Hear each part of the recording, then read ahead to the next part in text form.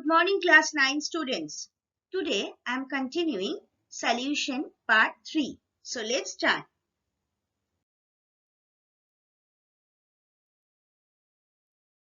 So first I am starting with the solution of small ions, molecules and macromolecules in water. A solution is formed by physical process, namely by solvent action of the solvent on the solute. Generally, no chemical reaction takes place. In water, generally ionic compounds like sodium chloride, potassium sulfate, calcium chloride, etc. Some mineral acids like hydrochloric acid, sulfuric acid, nitric acid, alkalis like sodium hydroxide, potassium hydroxide, etc. Organic acids like formic acid, acetic acid, oxalic acid, etc. And some organic compounds like alcohols, urea, sugars are soluble. Hope so you have understood this paragraph. Now the smaller ions from ionic compounds and some molecules which are attracted by water molecules and are stabilized by interaction with water molecules are soluble in water. So basically in these two paragraphs, I have given you the details about the compounds which are generally soluble in water. Some organic compounds, covalent compounds, are also attracted by water molecules. These hydrated ions and molecules having very small size, less than 1 nanometer, enter into the intermolecular space of water, that is solvent, to give homogeneous mixture or true solution. So hope so you have understood how the true solution generally is formed. And hydrated ions means the ion which is associated with molecules of water. The macromolecules like starch, protein, DNA are hydrophilic colloids. The particles of these macromolecules having the size of colloidal particles, that is 1 nanometer to 100 nanometer. These molecules are shielded by water molecules and are stabilized. See, shielded by means covered by, actually by water molecules and are stabilized molecules. These macromolecules are larger, cannot enter into the intermolecular space of water. They remain in the dispersion medium water by displacing large number of water molecules. Now, solubility definition. At a definite temperature, the maximum number of grams of the solute that dissolves in 100 grams of solvent, you have to mention this measurement, to produce a saturated solution is called the solubility of a solute in that solvent at that temperature. Why they have used solute saturated solution? Because after that you cannot add any type of solute into it. That means a saturated solution has been made. And one more thing, please don't use water word over here.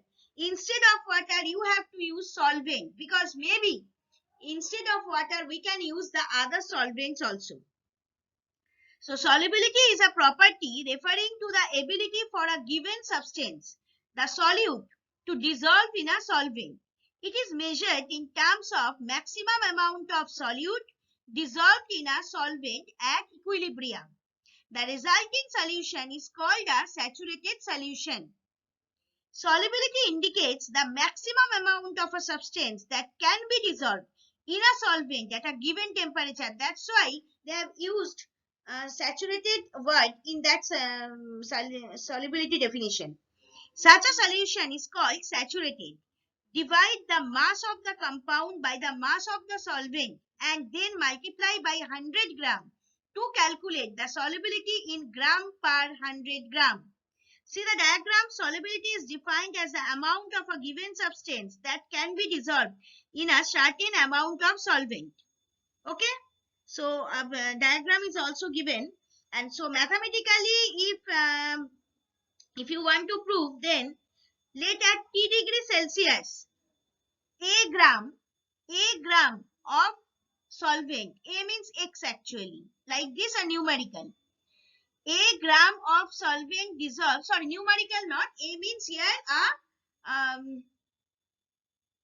unknown number, that is a variable. A is a variable over here. A gram of solvent dissolved maximum B grams of solute to produce a saturated solution.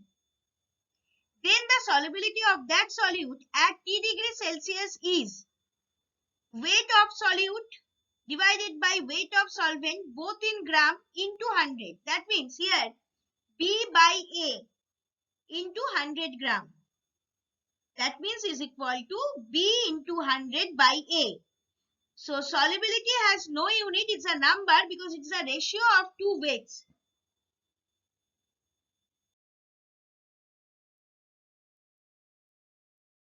Factors affecting solubility.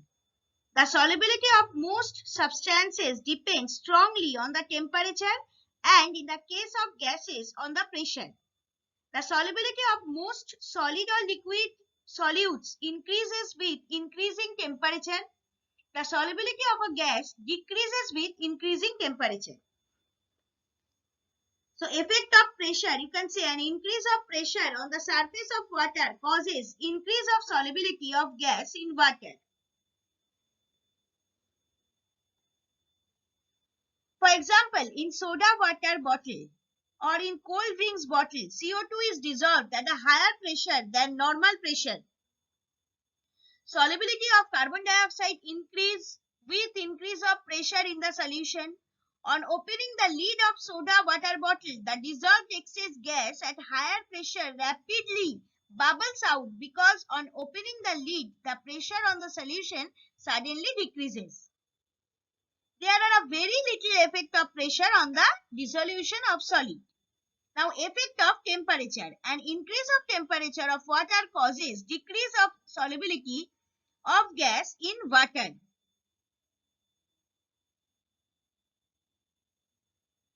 Gases are more soluble in cold water than in at higher temperature.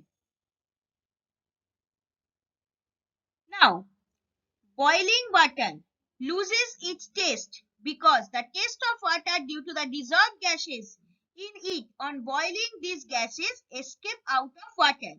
So generally solubility of solids increases with increase of temperature. Now, factors affecting solubility, the other factors which affecting solubility, that is temperature, basically solubility increases with temperature.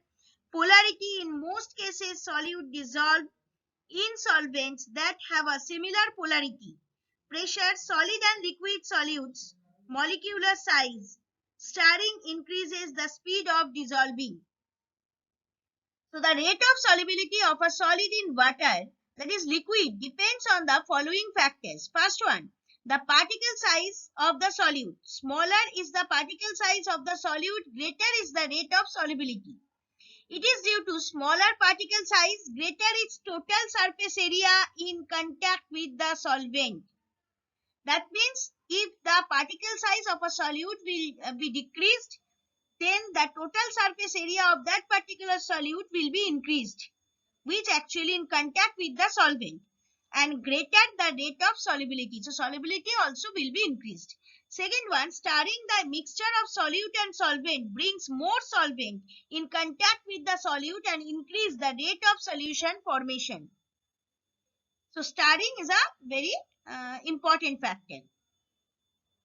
How many times you are stirring that solution?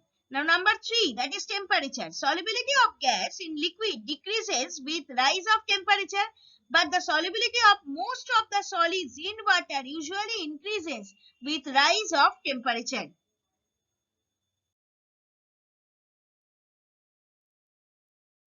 Solubility curves. A solubility curve is a data-based graph comparing the amount of solute that will dissolve in a given amount of solvent at various temperatures. So this is the definition of solubility curve. Next, the most typical solubility curves are graph-based solid and gaseous solutes dissolved in 100 grams of water. You see the diagram. Here I have shown some solubility curve of some compound. Sodium nitrate going straight, calcium chloride going curved but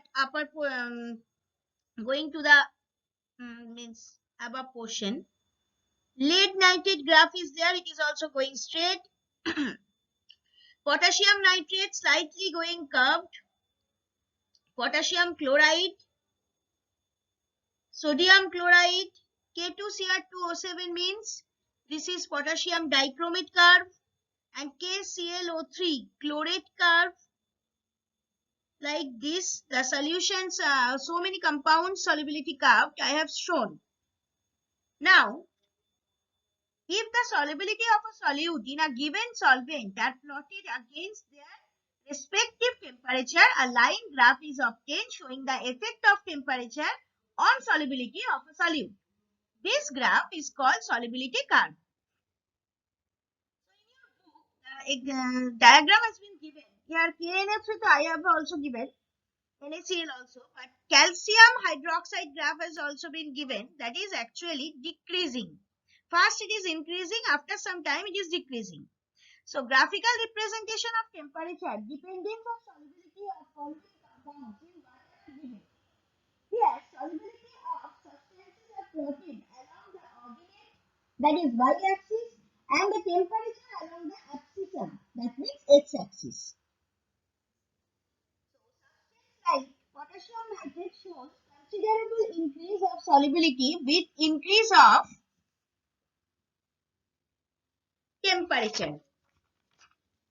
Now the second one, the solubility of sodium chloride increases a little with increase of temperature. Third one, solubility of Glauber's salt, very important. Sodium sulfate. In your book, there is a diagram of this graph.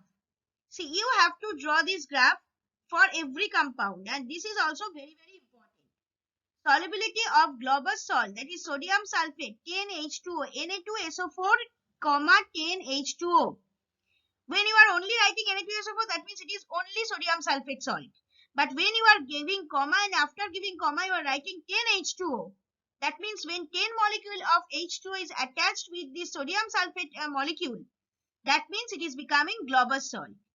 Its solubility rises till it reaches 32.8 degrees Celsius temperature. It is the solubility of hydrated Na2SO4 or sodium sulfate, that is comma 810H2O. And about 32.8 degrees Celsius, it is the solubility of anhydrous sodium sulfate salt. Because at that temperature, actually this Glauber's salt loses its 10 molecule of water. That's why without water, that time it becomes anhydrous sodium sulfate compound. Now, the number 4, the solubility curve of calcium hydroxide shows there is a decrease of solubility after attaining certain temperature. Now, application of solubility curve. From the nature of the curve, it can be predicted how the solubility of a substance in a solvent varies with temperature. The solubility of a substance at a particular temperature can be determined from the curve. And number 2, the solubilities of different solutes in a solvent at different temperatures can be compared by these solubility curves.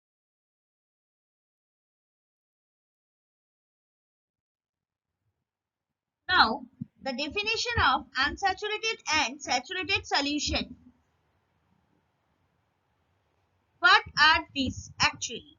An unsaturated solution is a chemical solution in which the solute concentration is lower than its equilibrium solubility.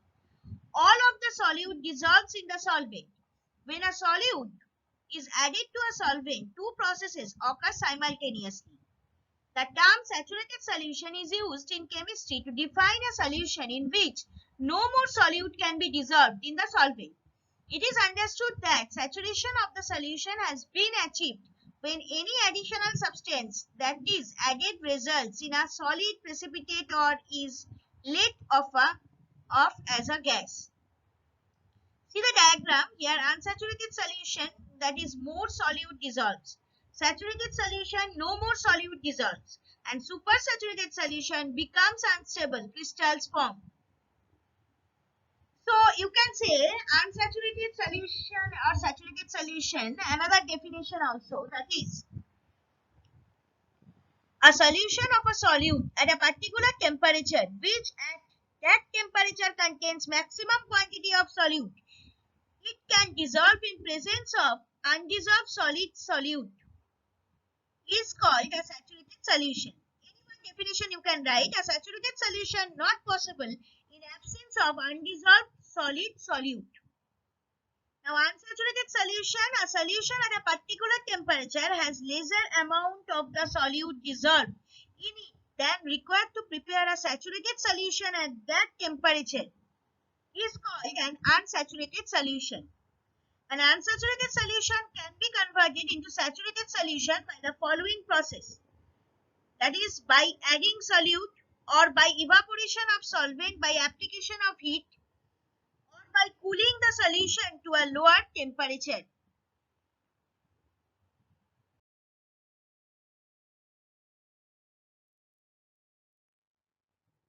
Now, what is supersaturated solution? A supersaturated solution is a solution that contains more than the maximum amount of solute that is capable of being dissolved at a given temperature. The recrystallization of the excess dissolved solute in a supersaturated solution can be initiated by the addition of a tiny crystal of solute called a speed crystal. See the diagram: supersaturated solution in one phase, slow kinetics and fast kinetics. By fast kinetics, it is becoming saturated solution. By slow kinetics, it is becoming supersaturated solution, two phases. So what is kinetics? Here kinetics means you can add velocity word. Now, so if a solution at a particular temperature contains more than the amount of solute required to prepare saturated solution at that temperature is called a supersaturated solution. A supersaturated solution is very unstable.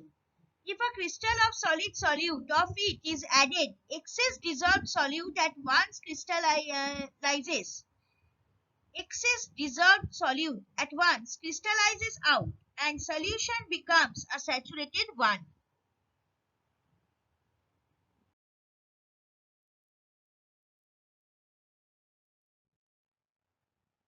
Now, the preparation of supersaturated solution. Supersaturated solution, that means preparation of this. Sodium sulfide solution can also react with sulfur dioxide to hypo. What is hypo? See the reaction. 2 Na2S plus 3 SO2 react to form 2 Na2S2O3 plus sulfur. This Na2S2O3 is called hypo. So, solution of hypo means, in diagram C, Na2S2O3 dot 5H2O. That means the crystal.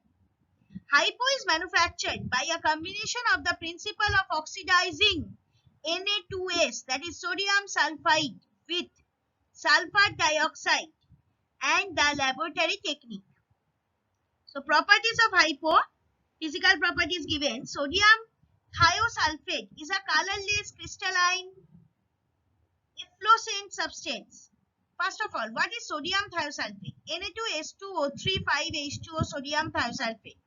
Na2S2O3 is called sodium thiosulfate and hypo group is actually S2O3. It is highly soluble in water. It is one of the few common laboratory chemicals which can form supersaturated solutions. So for forming or for the preparation of supersaturated solution, sodium thiosulfate is necessary. It has a density of 1.667 gram per milliliter and a melting point of 48.3 degrees Celsius. In your book, they have used hypo word, but they haven't told actually what it is. That's why I have made this slide for you. Now, preparation of supersaturated solution of hypo. How to prepare a supersaturated solution of hypo? Take some sodium thiosulfate crystals in the dry test tube. Close the mouth of the test tube with cotton wool. The test tube with the hypo is heated in a hot water bath. At this higher temperature of water bath, the Na2H2O 3,5H2O crystals dissolved in the water of crystallization present in the crystals to produce a saturated solution of hypo. So observation on cooling to room temperature, no crystals of sodium thiosulfate are separated from this clear solution. On adding small crystals of sodium thiosulfate to this clear solution, the crystals of sodium thiosulfate are separated immediately. From this experiment, it is concluded this solution of hypo is a supersaturated solution. Hope so. Now we have understood this better.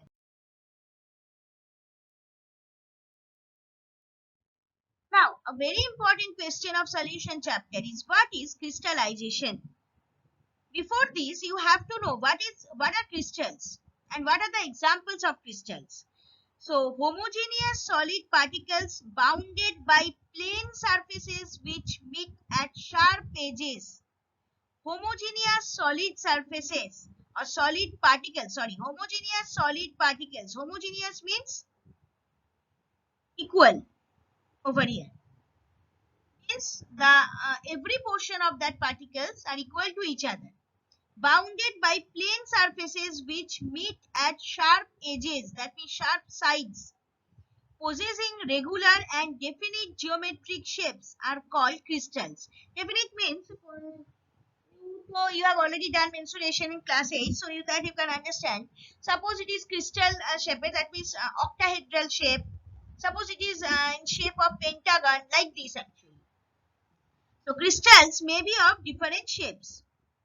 Examples of everyday materials you encounter as crystals are table salt, sodium chloride or halide crystals, sugar, that is sucrose, and snowflakes, if you have seen ever. Many gemstones are crystals, obviously you know that, including quartz and diamond. There are also many materials that resemble crystals but are actually polycrystals. In diagram, I have shown a process here. Part by part, it has been shown that how crystal is forming. That means how crystallization process is happening. So now we can ask, what is crystallization? Crystallization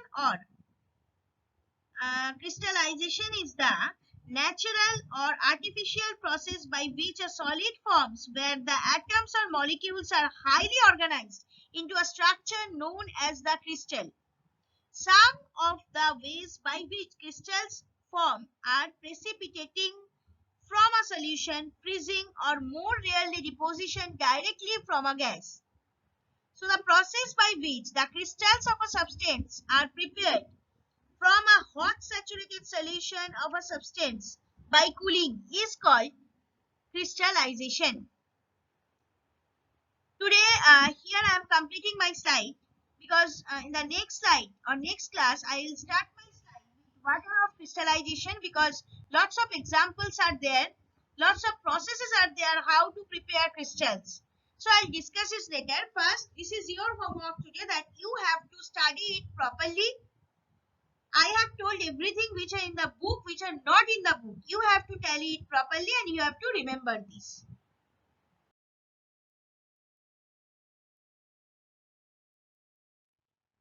Thank you, students. For any doubts or queries, please email me at shudeshna1.sma@outlook.com.